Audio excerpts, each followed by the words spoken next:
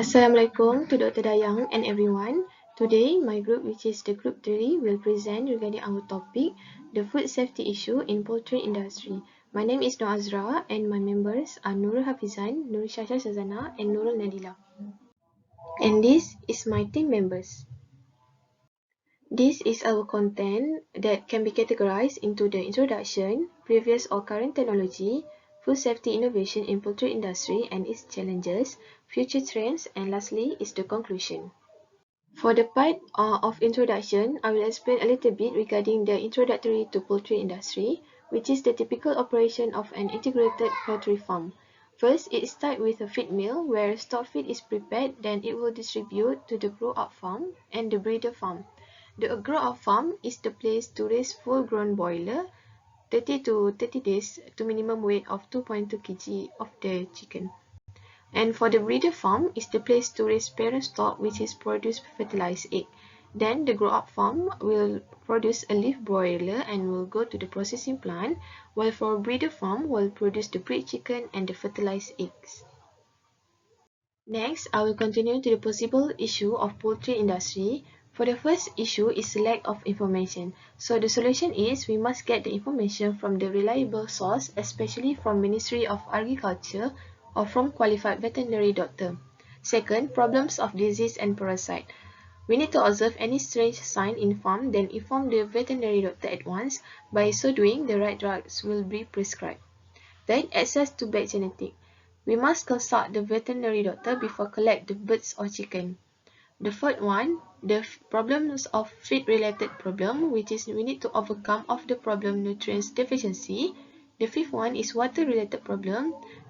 So the water condition must be checked before including in the feeding bowls. And the last one is drugs-related problem. We should consult veterinary for the right drugs for the right problem. Then we move to the HACCP steps where these regulations need to be implemented in order to fulfill or meet the certain requirement that must be followed by the industry. For the first one is identifying hazards or assessing the least risk. We need to, for the example is the product contain contaminant or sensitive ingredient. The second one is identifying the CCPS, which is the critical control point. The manufacturing involves a control processes such as high temperature, pH change, or process that can eliminate hazard. The third one is establishing critical limit by distribution of chain post any potential hazard. The fourth one is implementing continuous monitoring by checking the routines to ensure safety measures are working. The fifth one is implementing corrective measures by establish appropriate response if monitoring indicates a problem. The sixth one, verification and validation, is to establish accurate and detailed record-keeping system that document problems and the remedial steps to be taken. And the last one is documentation record-keeping. We need to establish a verification system that ensures the above steps are being followed. I will continue with the current technology in poultry industry part. First is air-conditioned poultry house. Poultry houses are controlled by computer systems that regulate the temperature, humidity, lighting, food and water in the barns. Many farmers use apps on their phones to monitor the systems on top of the in-person checks they do throughout the day. Next, air quality will be maintained through fan ventilation systems. They are set at thresholds to automatically turn on and off depending on the humidity and temperature of the air in the barn. As the birds grow, it is necessary to modify the environment so that it is not too hot or too cold. This autonomous technology maintains the ideal climate for the birds regardless of their age. Next is robotic equipment. Robots can be used for cleaning and sanitizing, collecting eggs and checking birds. By using robots, it's more accurate and truthful when compared to humans. For example, France-based Octopus Robots designs entirely autonomous robots to prevent risk and treat contamination. It was designed to sanitize large buildings such as poultry farms and particularly their litter. The robots also can evaluate environmental factors such as temperature, humidity, carbon dioxide, ammonia, and so on. Next technology is 3D printing prosthetic. 3D printing can affect the poultry industry is through life-saving technique. Reproducing feet, legs, and beaks has been applied by using this 3D printing. For example, is creating prosthetic feet for rooster that had lost both of its feet, most likely due to severe frostbite. As we can see on the right side, 3D printed feet allow the rooster to walk again. Last technology is sensor. Sensor can be used for individualized monitoring. For example, is RFID tag, which it is a tracking device that attached around the chicken's ankles for tracking its movement. There are also some sensors designed to measure ammonia, which is a common problem in many hen houses, to regulate and control the climate in the hen houses, including ventilation and temperature, and also to monitor carbon dioxide, which can reduce the negative effects high carbon dioxide concentration can have on layers and breeders. Innovation is all the activities that result in new products or new production methods. Food safety process innovation often lead to product innovation which to obtain a safer foods. Food safety is not easy to guarantee, particularly in the case of pathogen contamination. Requirement for pathogen control demanded for large meat and poultry industry. To ensure the safety of poultry, the first innovation is develop a system for sampling and testing for microbial pathogen such as polymerase chain reaction, which is PCR technology, which it is the faster and more reliable than traditional microbiological testing method. It is for detecting bacteria such as E. coli as the cause of human illness.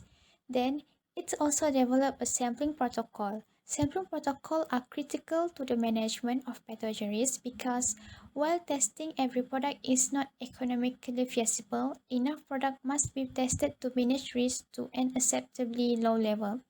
For example, on a case study, Texas American test sample on 3 locations in the plant. Samples are taken at 15 minutes interval and suppliers are notified if any pathogen are detected. Among the non-thermal approaches, cold plasma treatment for safety and quality of poultry and meat product is a very recent innovation. Cold plasma is a rapid, effective non-thermal technology that generated under atmospheric or vacuum temperature at 30 degrees Celsius until 60 degrees Celsius that require a low energy. Cold plasma can be induced and sustained by means of an electric discharge, in the case at atmospheric or low pressure using the corona, the electric barrier discharge (DBD). In a simple words, cold plasma is an ionized gas generated under atmospheric or low pressure condition. Cold plasma can be formed by electrifying or using electromagnetic wave on gas at reduced pressure. This innovation is for decontamination of meat and poultry product, reduce the microbiological safety risk of poultry and meat product, and also maintain the quality characteristic with the combined goal of shelf-life extension. Okay, next is the challenges related to the current technology. So the first one is the air filtration problem and cost. So for air filtration problem, there is many different size and form of dust and debris in air, such as the feeder, hair, feed dust, powder feces, and also the dandruff. The dandruff. So basically, the dust and feeder in air has hampered and delayed the operation efficiency of air conditioning equipment. Okay, for the cost, more exhaust fans are required for tunnel ventilation than used in typical curtain-side house. So basically, the extra operation cost for tunnel ventilation must be balanced against the increase in weight gain and reduction in mortality that can be achieved during extremely hot weather. Okay, for the second one is the cost and navigation of robotic equipment. So robotic equipment cost a lot of money to make or buy the robot. They also need the maintenance to keep them running.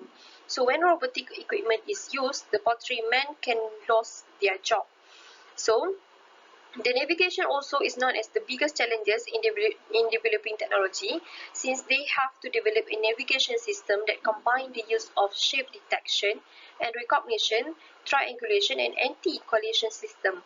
So the third one is the limited material of 3D printing. So the available of plastic and metal as raw material is not exhaustive. So this is because not all metal or plastic can be temperature controlled enough to allow the 3D printing.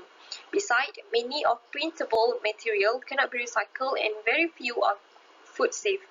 So the fourth one is the challenges in RFID.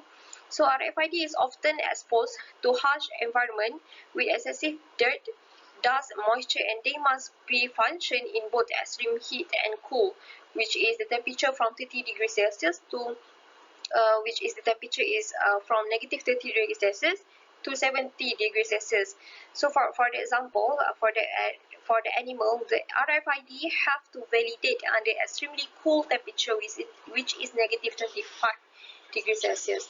So the second one is the monitoring system. Monitoring system can create a huge volume of data that are difficult to manage. So this causes a huge increase in daily volume of data, which is when we use the RFID implementation, it can generate 10 to 100 times more information than traditional barcode technology. So the database administrator need to be able to deal with the potential stress on the database in terms of speed and volume. Okay, the third one for the challenges in RFID is the fault detection and isolation. Okay, in remote sensing application, it is essential to detect the inaccurate measurement. So the false read can be a result of radio wave being distorted, deflected, absorbed, and also interfered. Okay, let's take a look at the future trend. Okay, for a future trend, for robotic equipment, the market penetration is relatively slow because it takes time to develop, test, and ensure the technology conform to various standards set out by the different countries. It also lack of incentive and regulation to promote automation in the industry. For the second one is in COVID-19 pandemic, there may be also an increase in the use of antibiotic in feed-producing animal. This is to improve animal immunity and health as well as increase animal farming profit. However, this use may increase the threat of antibiotic-resistant bacteria and the negative impact of antibiotic on the environment. The third one is it is expected that COVID-19 lockdown will reduce animal welfare due to a shortage of workers for daily animal care and farming, rearing restriction, backyard husbandry, and limited access to feed and disease treatment. The fourth one is there also could be a marked increase in the cost of feeding for animal production and elevated product prices. In future, the feed industry has an obligation to ensure the quality of feedstuff and that they are free of pathogen and ecologically friendly. The fifth one is the limited water resources and climatic changes are also expected to adversely affect the poultry production costs and strategic planning. Thus, the COVID-19 pandemic has highlighted the need for acknowledging the great risk that current virus and future microorganisms that may lead to pandemic poses to animal health. So government also should establish new regulation for animal health care, trade, movement of domestic and wild animal, and provide adequate research fund for this activity to establish a strategic plan to ensure a continuous supply of animal protein. So, as a conclusion, an effective and efficient food safety must be based on science. Second, to achieve a food safety system based on science, current status governing food safety regulation and management must be revised. And last one, to implement a science-based system, reorganization of federal food safety effort is required. And that's all from us. Thank you.